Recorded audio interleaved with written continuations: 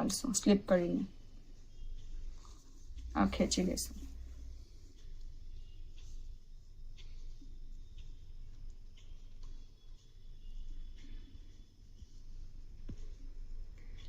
Okay,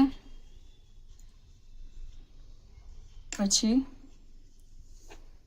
આ જે છે યહાં, હવે આપણે નાનો કાંટો યુઝ કરી રહ્યા છે કેમ કે આ થોડું ટાઈટ હોય છે. યહાંથી પાસ કરશું જો, અને આને અંદર લઈ જશું. આ જે ફર્સ્ટ સ્ટીચ આપણે કરેલી છે આ એ છે. ઓકે, બે છે યહાં અને વચમાંથી નીકાળવાનું છે.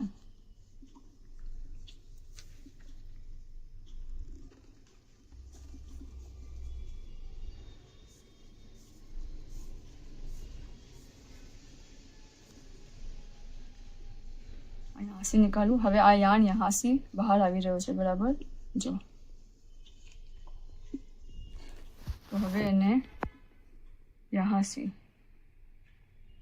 જો જहाँ से બહાર આવી રહ્યો છે વहाँ से જ એને અંદર નાખશું.